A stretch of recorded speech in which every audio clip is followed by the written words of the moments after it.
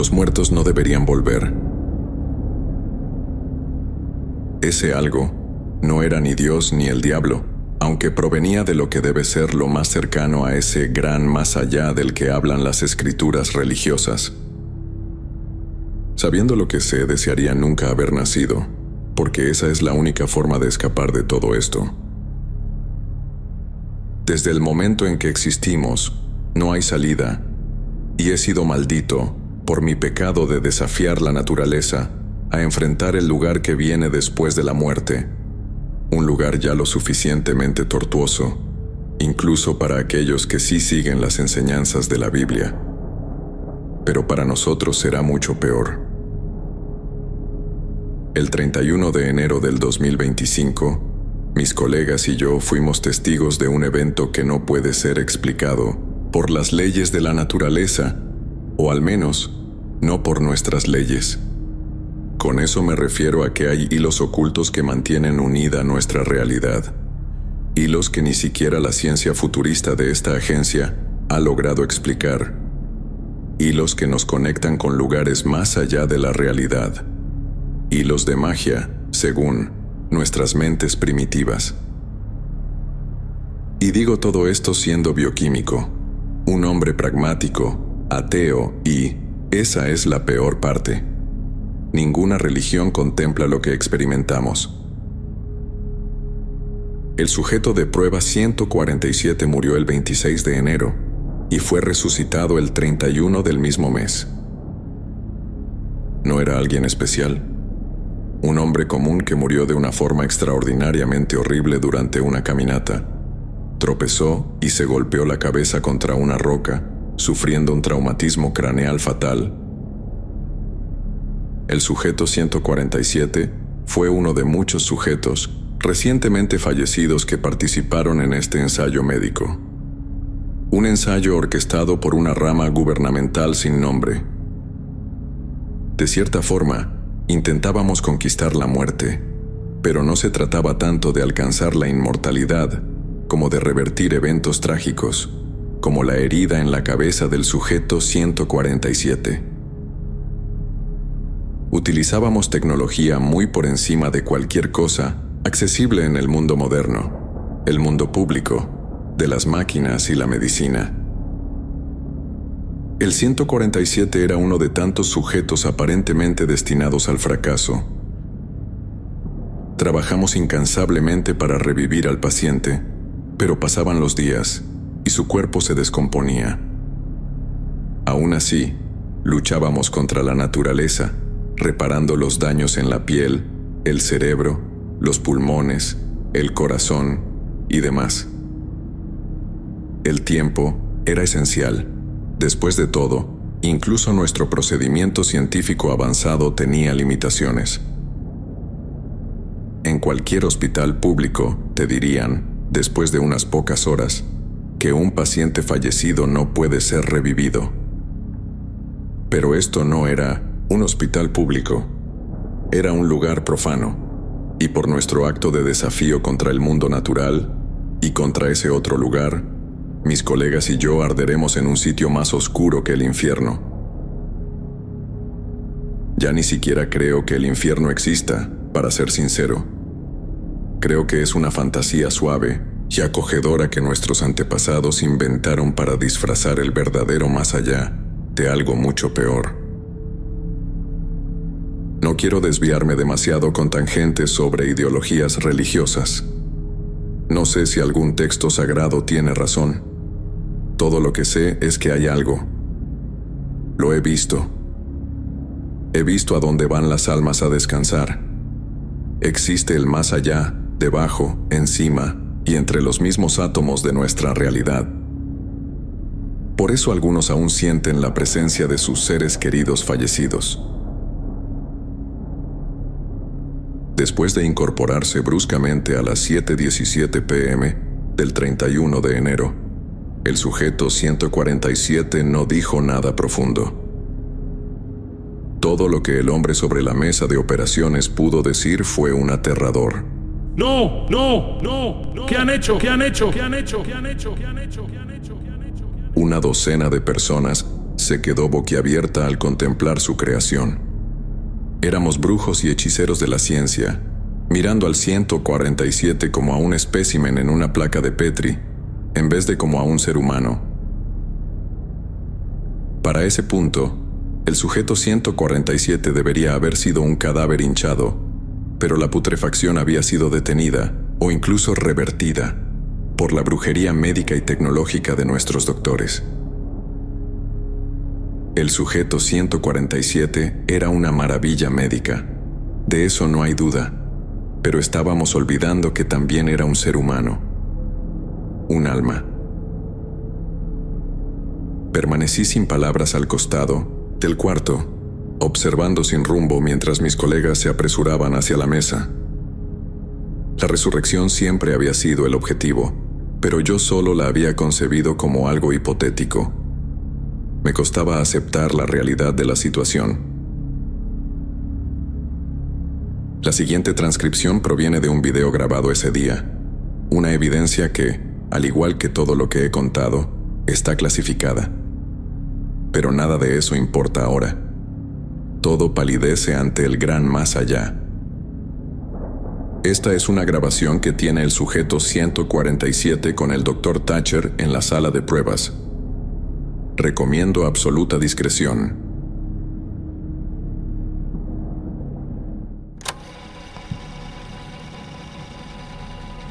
¿Dónde estoy? Hola, señor Thomas. Mi nombre es Dr. Thatcher. Esto puede ser difícil de entender, pero está en una... bueno, llamémosla una clínica privada. Está en estado de shock, lo cual es completamente comprensible, pero le prometo que está a salvo. De hecho, acabamos de salvarle la vida. Yo estaba muerto. Impresionante. ¿Le importaría explicar cómo lo sabe, señor Thomas? ¿Era consciente de su fallecimiento, por así decirlo? ¿Cómo volví aquí? Medicina moderna y un equipo de especialistas altamente capacitados. Hemos estado intentando curar y revivir pacientes fallecidos. Pero me golpeé la... ¿Cómo lo arreglaron? No debería estar aquí. Estuve muerto demasiado tiempo. Estuve muerto por... 5 días, señor Thomas. ¿Lo entiende? Esto no fue un procedimiento estándar de resucitación. Curamos su descomposición. Revertimos la muerte misma. Esto plantea muchas preguntas existenciales, sin duda, pero a mí me preocupa más la ciencia que la filosofía. El simple hecho de que esté vivo y hablando ya es un milagro en sí mismo. Cuando finalmente presentemos esta investigación a la comunidad científica, usted pasará a la historia. Sé que no lo entiende del todo, pero... Usted sigue diciendo eso, doctor, pero el que no entiende es usted. No debieron traerme de vuelta. Le estoy diciendo que estuve muerto demasiado tiempo. Entiendo que debe ser una experiencia increíblemente estresante para usted, señor Thomas. Pero le prometo que no tiene nada que temer. Está sano. Su cuerpo fue preservado de... ¿Quiere saber sobre mi experiencia de la muerte? ¿Quiere saber lo que vi? Bueno, como dije, soy científico, no filósofo. Estoy intrigado, por supuesto, pero serán otros quienes decidan si sus recuerdos deben considerarse fenómenos espirituales o psicológicos. Yo, personalmente, creo que al apagarse su cuerpo en el momento de la muerte, su cerebro debió haber... No estoy hablando de mi cerebro. Tampoco estoy hablando de mi cuerpo. Estoy hablando del... Bueno, no sé si creo en un alma. Solo sé que estuve en algún lugar. Un lugar oscuro entre lugares. Aquí, pero no aquí. Flotando en la negrura. Intentando gritar, pero sin boca para liberar el sonido. Sin nada más que la oscuridad y mis pensamientos. Bueno, esa será una conversación fascinante para tener con expertos religiosos y filosóficos, pero yo soy bioquímico, señor Thomas. Estoy más interesado en... En la ciencia, sí, eso sigue diciendo. Pero le digo que estuve en algún lugar, y por oscuro que fuera ese lugar, hay otros aún más oscuros. Los he visto. Permítame un segundo. Doctor Carlton, ve a buscar a la doctora Rawls mientras continúo hablando con el sujeto. Mi nombre es Thomas, y usted no me está escuchando. Por favor, cálmese, señor Thomas. Necesita controlar sus niveles sanguíneos. Su cuerpo ha soportado un trauma enorme. Cuando llegue la doctora Rawls, le hará algunas pruebas, evaluará sus funciones corporales. Mientras tanto, quiero que sepa que sí lo estoy escuchando, pero usted no está pensando con claridad ahora mismo. Como dije, es comprensible. Ha logrado algo que el cuerpo humano no debería poder hacer. Sí, finalmente estamos de acuerdo en algo. Por razones diferentes. No debería ser posible, pero lo hicimos posible. Usted lo hizo posible. Esto cambiará a la humanidad, señor Thomas. Ya lo verá cuando se haya adaptado a su cuerpo, cuando se haya adaptado a vivir de nuevo. Oh, no voy a estar aquí por mucho tiempo, doctor. Él no lo permitirá. ¿Él? Eso. Y nos torturará a todos por siempre, doctor. Ese lugar vacío que describí no es nada comparado con el otro lugar que vi. Bien. Estoy más que un poco preocupado por su estado mental, señor Thomas. Pero la doctora Rawls está en camino, y ella nos dirá si las máquinas tienen razón, si su cuerpo cumple con los parámetros. Mientras tanto, me gustaría que simplemente se recueste y, como dije, permanezca tranquilo.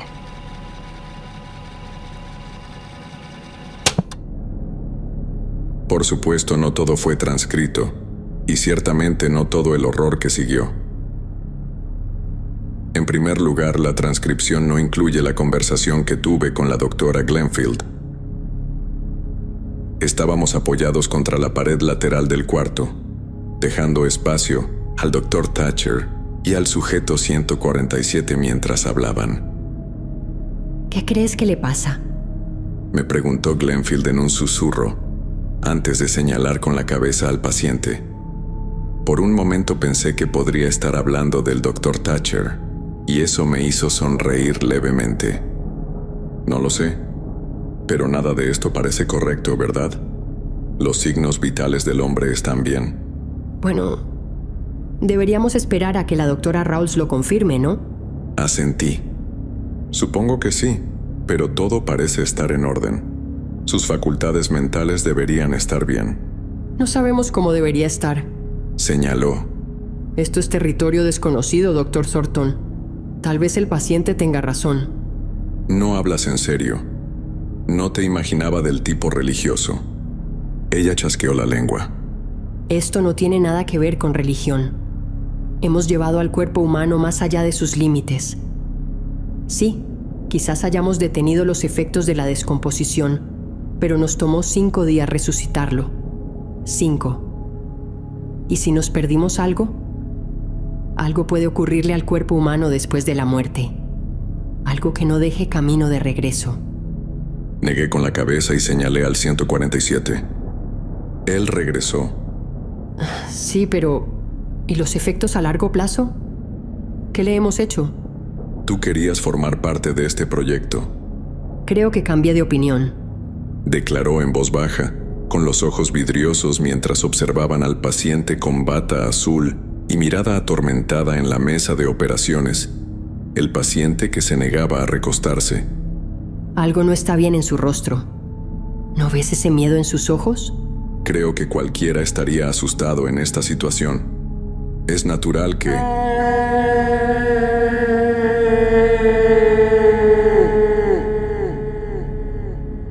Y entonces llegó un sonido que interrumpió mi pensamiento.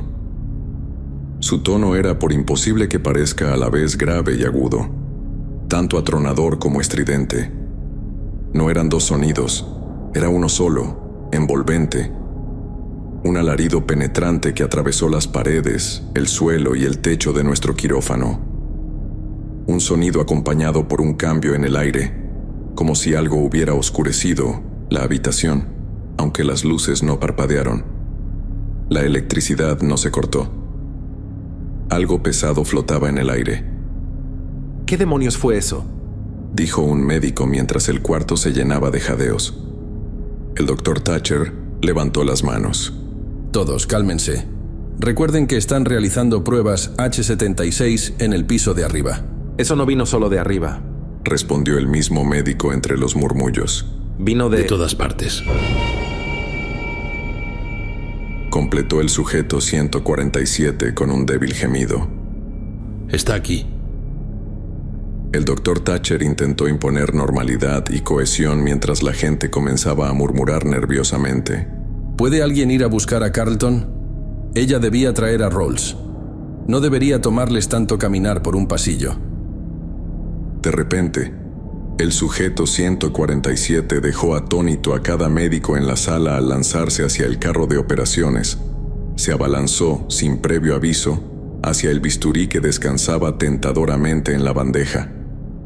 Logró agarrar el instrumento afilado y luego girar la hoja hacia su cuello, pero un par de residentes consiguieron arrebatarle la herramienta de las manos. ¡Mátenme! Gritó el paciente de ojos enrojecidos, mientras los dos doctores luchaban por sujetarlo. Entonces el Dr. Thatcher anunció en voz alta: Bien, necesito que restrinjan al 147 de inmediato, ya que representa una amenaza para sí mismo y para los demás. Mientras hacen eso, voy a buscar a Carlton y a Rawls. El anciano jefe giró hacia la puerta principal del quirófano, luego la abrió de golpe y salió de la sala. El hombre de cabello blanco y arrugas profundas gruñó mientras se apresuraba a alejarse. Su frágil cuerpo claramente desaprobaba tanta prisa. Cuando la puerta se cerró detrás de él, los pasos rápidos y pesados del doctor se desvanecieron hacia la izquierda. Segundos después, una nueva serie de pasos resonó desde el lado derecho del pasillo. Luego se oyó un grito apagado, seguido por la puerta principal del quirófano que volvió a abrirse bruscamente. El Dr. Thatcher estaba en la entrada, con los ojos abiertos y de forma inusualmente nerviosa, aunque eso estaba mayormente oculto por los cristales empañados de sus gafas. Pero yo lo vi. Vi que algo le había sacudido al hombre inquebrantable, y eso fue lo primero que me revolvió el estómago. Thatcher dirigió su mirada hacia Glenfield y hacia mí. Ustedes dos que no están haciendo absolutamente nada allá atrás. Sí, ustedes. Vengan conmigo. Como niños regañados, asentimos a regañadientes y seguimos a nuestro líder por un pasillo sorprendentemente oscuro. En ese momento, supuse que había habido un corte de energía después de todo. Supuse que eso habría sido la causa del estruendoso sonido que habíamos escuchado, pero sabía que algo no encajaba del todo. ¿Deberíamos contactar a alguien por las luces? Preguntó Glenfield mientras los tres avanzábamos por el corredor a oscuras, iluminado solo por el resplandor que salía por la larga ventana del quirófano. Solo síganme, murmuró Thatcher, con una voz que empezaba a perder su rudeza y estabilidad. Empezaba a quebrarse. La voz del anciano desapareció cuando nos adentramos en la sombra más densa del pasillo, la sombra a través de la cual ya no podía ver nada. Todo sonido se desvaneció en la nada, pero solo por un momento. Y luego, como si mis oídos se hubieran destapado en una gran altitud, el sonido regresó. La luz también regresó. Thatcher jadeó, y Glenfield hizo lo mismo. Yo, por otro lado, no logré emitir sonido alguno. Aún luchaba por comprender lo que estaba viendo. Estábamos exactamente donde habíamos comenzado. En un estado de pánico, los tres no nos detuvimos a pensar. Corrimos por el pasillo una segunda vez, enfrentando nuevamente el extremo oscuro del corredor. Pasamos junto al quirófano, que ya deberíamos haber dejado muy atrás, y seguimos por ese mismo pasillo hacia la negrura, hacia el silencio. El sonido y la luz regresaron otra vez, y la sala del quirófano regresó otra vez. Pero sí corrimos en línea recta. ¿Cómo es posible que...? Murmuró Thatcher mientras nos acercábamos una vez más a la sala a nuestra izquierda. hacia esa puerta que liberaba una isla de luz en el pasillo negro. «Tenemos que llamar a alguien», dije con voz ronca, mientras mi cerebro se negaba tercamente a aceptar la verdad de la situación que, de forma imposible, nos encontrábamos en un bucle espacial. Esa porción débilmente iluminada del pasillo era toda nuestra realidad. Apenas unos 50 metros de longitud, a la izquierda, por esa gran ventana resplandeciente, algo nos llamaba de vuelta a la sala. Yo creo que tenemos que... dijo Glenfield con la voz entrecortada. No tengo idea de lo que iba a sugerir, ya que mi colega fue silenciada por la extinción de la luz del quirófano, por la extinción de la única luz de nuestro mundo. Y se extinguió con el clic más tenue, como si alguien simplemente hubiera bajado un interruptor en su casa, y con la muerte de esa luz, nos encontramos en una oscuridad total. Escuché el roce de una tela, y luego una linterna de celular cortó la oscuridad. El Dr. Thatcher estaba iluminando el pasillo, revelando que estábamos apenas a unos metros de la entrada del quirófano oscuro, un agujero negro que parecía aún menos acogedor que el pasillo. A pesar de esto, Thatcher avanzó hacia el quirófano y Glenfield lo siguió. «Esperen», comencé a decir, pero la puerta ya empezaba a crujir al abrirse y los dos doctores se deslizaban hacia el interior de la sala, a aquella sala horriblemente silenciosa. Así que de forma involuntaria, los seguí y me coloqué junto a Glenfield, mirando por encima del hombro de Thatcher hacia el gran laboratorio oblongo, una sala de unos 30 metros de ancho y 60 de largo. La escasa luz del celular no iluminaba el espacio completo, ni siquiera alcanzaba la mesa de operaciones a escasos 20 metros delante de nosotros. ¿Hola? Llamó nuestro líder. Su voz ya no era fuerte, sino tenue y frágil. Y la respuesta fueron unos sollozos, tan suaves que, al igual que la luz del celular, apenas llenaban el inmenso espacio. Era difícil ubicar el sonido, pero avanzamos por la sala, y el Dr. Thatcher finalmente dirigió el haz de su linterna hacia nuestros colegas desaparecidos. 8 doctores temblorosos estaban sentados en el suelo, acurrucados contra la pared derecha del quirófano. Sus ojos se dirigieron al resplandor de la linterna de Thatcher, y todos sacudieron violentamente la cabeza de lado a lado. Parecían estar advirtiéndole que no hiciera ningún sonido más. Incluso sin ver el rostro del Dr. Thatcher, escuché la inhalación, lo oí prepararse para hablar, pero afortunadamente el hombre se detuvo cuando comenzaron los sonidos de chapoteo, sonidos mucho más distintos que los sollozos apagados de nuestros colegas, y mucho más fáciles de localizar. Thatcher inmediatamente dirigió el haz de su linterna hacia adelante, hacia la mesa de operaciones. Pero la luz, una vez más, no logró perforar la oscuridad. La linterna del teléfono era ineficaz, por supuesto, pero también parecía que una niebla negra había invadido la sala, como si pudiéramos ver simultáneamente menos y más de la realidad. Avanzamos hasta que el haz finalmente alcanzó el borde de la mesa.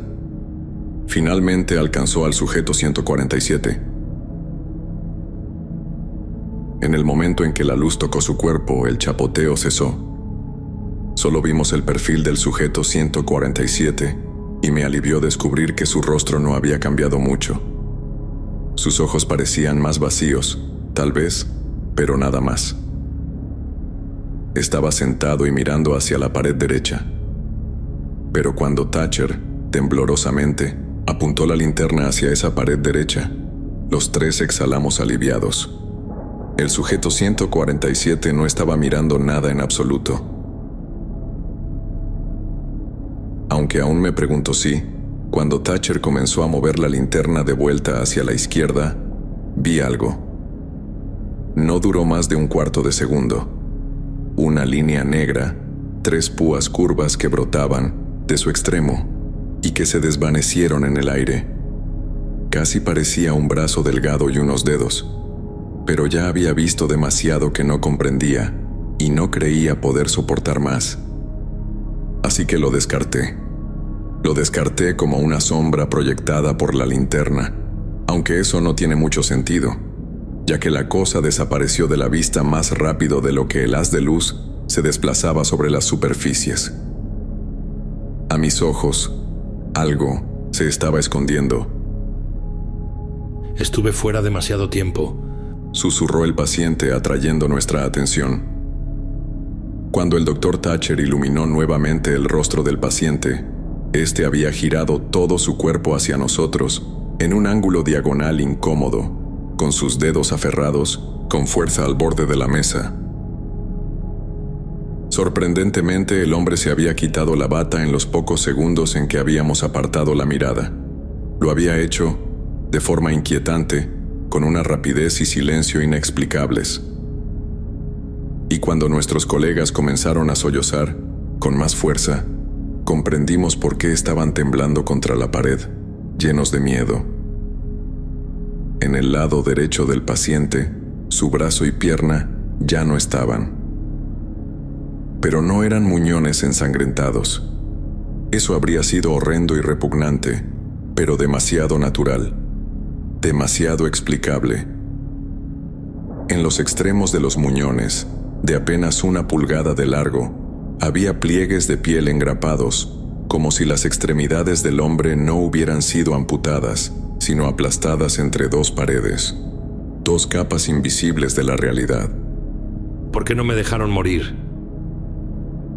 Antes de que Thatcher tuviera oportunidad de disculparse o responder de algún modo, se produjo un horror que jamás podré borrar de mis ojos. El aire mismo de la sala, lleno de esa tenue niebla, se abrió, se rasgó como una herida, creando un agujero entre las mismas partículas de la materia. No fue un desgarro grande. Fue leve como un corte de papel, menos que el grosor de un cabello, pero innegable. Una ondulación por la cual esperaba que emergiera ese brazo de 3 púas, una forma que bien podría no haber visto en absoluto. Una forma tal vez que haya sido falsa, quizás una representación visual de algo para lo cual no existe representación visual alguna, pues no está diseñado para ser visto por ojos humanos. Ocurrió tan de repente. Las extremidades restantes del sujeto 147 fueron tomadas por aquella abertura que se cerró sobre su piel mientras él aullaba. Y entonces la abertura comenzó a encogerse, comenzó a acortarse y curvarse, doblando el cuerpo chillante del paciente hacia adelante, doblando al 147 sobre sí mismo. Y mientras nuevas rasgaduras aparecían en el aire, aplanando lo que quedaba del pobre hombre como una hoja de papel, sus labios se abrieron. Todo fue apenas captado por la tenue luz de la linterna de Thatcher, pero vimos lo suficiente. Vimos demasiado, mientras un gas translúcido escapaba de sus labios abiertos, solo para ser absorbido por una última abertura. Vivan todo lo que puedan. Vivan todo lo que puedan. Vivan todo lo que puedan. Vivan todo lo que puedan. Vivan todo lo que puedan. Fueron las últimas palabras inquietantes del sujeto 147.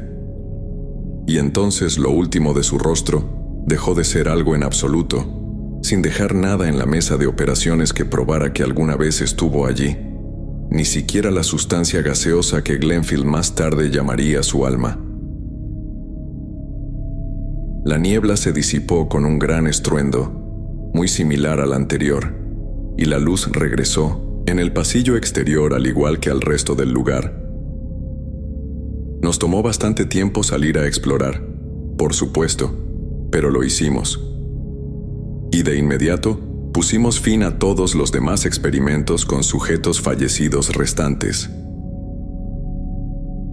El sujeto 147 fue revivido a las 20:17 del 31 de enero de 2025. Desapareció a las 20:26 del 31 de enero de 2025. No sabemos qué nos ocurrió durante ese periodo de 9 minutos, ya que las grabaciones de seguridad del laboratorio y del pasillo principal registraron oscuridad durante ese tiempo, como si la niebla fuera más densa de lo que imaginábamos. Y aunque grabamos todo el audio del experimento, parece haber algún tipo de corrupción en el archivo. Las voces no se oyen después de que el Dr. Thatcher nos instruyó a Glenfield y a mí a seguirlo. De hecho, lo que sí se escucha no concuerda con lo que vimos y oímos mientras estábamos en esa sala. Susurros bajos en una lengua que no coincide con ningún idioma de la Tierra. Algunos de mis colegas afirman que quizás ni siquiera sean susurros, pero para mí suena como una voz tanto grave como aguda, como aquel sonido horrible que nos empujó al bucle espacial. La voz del sujeto 147, sin embargo, se escuchó claramente, la única voz clara en la sala, y el micrófono grabó palabras que todos los doctores están absolutamente seguros de que no escuchamos salir de la boca del paciente.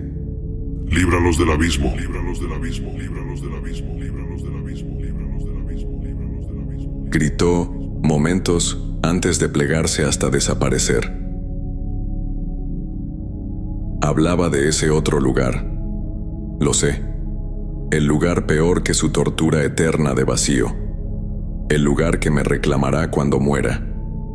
Incluso mi mente aterrada, estoy seguro, no alcanza a comprender del todo esta vida, después de la muerte que me espera. Una pesadilla más allá de la comprensión mortal. Y los registros sugieren que el sujeto 147 era un buen hombre, sin antecedentes penales, sin signos de comportamiento pecaminoso, al que las religiones podrían culpar por su sufrimiento infinito. Sin embargo, su alma estaba condenada a existir en una nada perpetua de oscuridad. Incluso si evitas nuestro error, nuestro desafío a las leyes de la naturaleza, y obedeces fielmente a los seres del gran más allá, ¿quién puede decir que te perdonarán? ¿Quién puede decir que son benevolentes? Por encima de todo, pregúntate, ¿existe realmente una vida cálida y acogedora después de la muerte? Puede que no exista tal cosa como descansar en paz. Puede que todos estemos condenados a una tortura eterna. Lo peor es que ya no estoy seguro de cuándo empieza esa tortura. Los susurros de la grabación corrupta, ya no necesito reproducirla para oírlos. Resuenan en el silencio de mi apartamento, se cuelan en mis sueños, a veces incluso parecen superponerse a las voces de la gente en la calle. Son un lenguaje imposible, pero empiezo a sentir, no a entender, sino a sentir su significado. Hablan de pliegues, de ángulos incorrectos, de espacios que se curvan sobre sí mismos. Anoche, mientras me cepillaba los dientes, vi por el rabillo del ojo cómo la esquina donde se unen las paredes del baño pareció doblarse. No fue una ilusión óptica, fue un instante de geometría imposible, una herida en la realidad que se cerró tan rápido como se abrió, igual que las que se tragaron al sujeto 147. No creo que tenga que esperar a morir. Creo que el abismo ya ha empezado a filtrarse, y me pregunto si al escribir esto, al compartirlo, no estaré abriendo más de esas pequeñas rasgaduras para que algo mire a través. Quizás tú también puedas oír los susurros ahora, si prestas suficiente atención al silencio.